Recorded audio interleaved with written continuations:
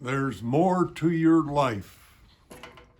At times in our life, we think about the past.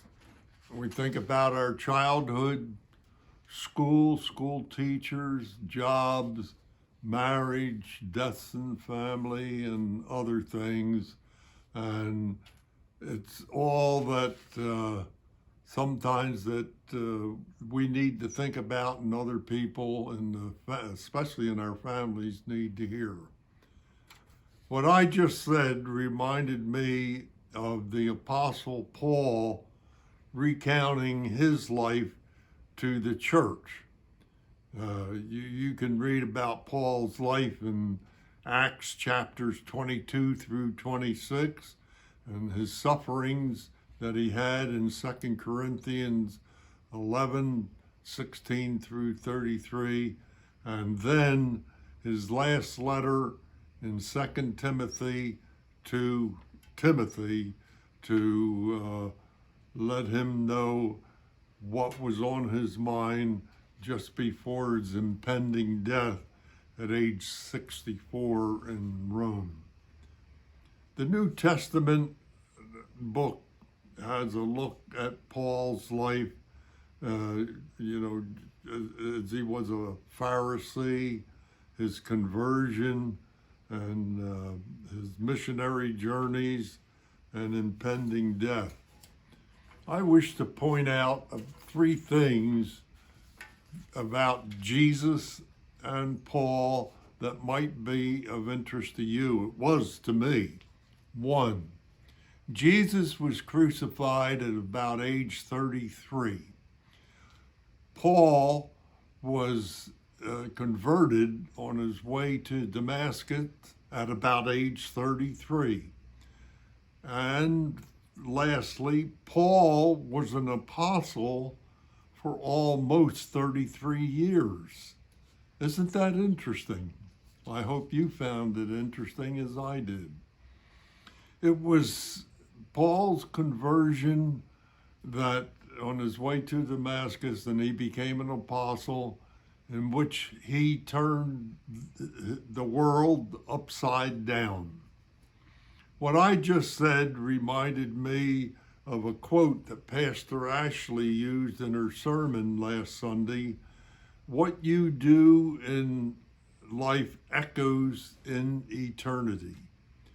We know things about Jesus, Paul, and the other apostles, just what they did in their lives and how it echoes in eternity, how it echoes also in our current lives.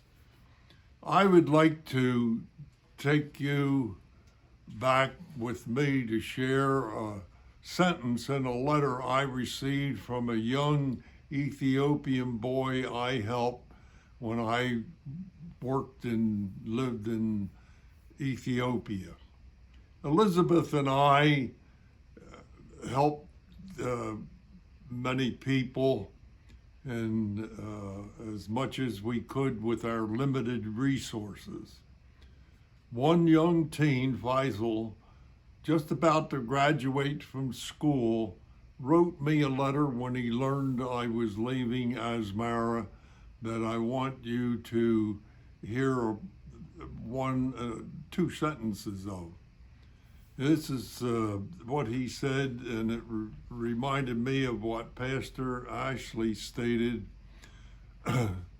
What we do in life echoes in eternity. So here is what Faisal wrote. You may not see the generosity of people of whom you have helped by the vision of God, who no doubt will be with you. Our brothers, our own brothers who have the responsibility and generosity, do not take care of others as you have. We too, at times, have had to share parts of our life, and what we have is put in a dash. Now, what's that what does that mean? I want you to hear parts of the Dash poem written by Linda Ellis. Parts of it seem to be saying that between our birth date and death date, there is a small dash. So here goes. This is what Linda wrote. For that dash means all the time that they spent about on earth. And the only ones who love them know what that little line is worth. For it matters not how much we own, the cars, the house, the cash. What matters most is how we live and love and how we spend our dash. So think about this long and hard and the things you'd like to change, for you never know how much is left that can be rearranged. If I could slow down enough to cover what is really real and try to understand the way other people feel and be less quick to anger and be appreciative more. And now the people in our lives like we never loved before. We treat each other with respect, and we often wear a smile, remembering the special dash that will last only a little while. So when your eulogy is being read, what your life to rehash, would you be proud of the things they say about how you spent your dash?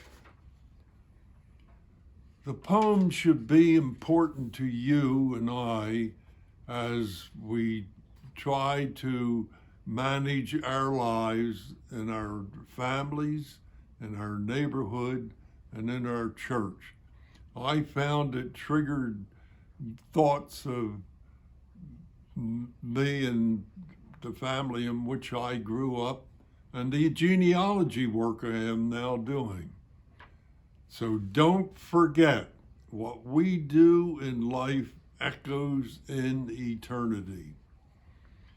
For my weekly word next week, I will share two things with you. One, a part of my dash that my grandchildren should know and I want to share with you. My dash told me that I married my cousin. Now, what's that all about? And two, in 1947, I visited a rock, the Rock of Gibraltar.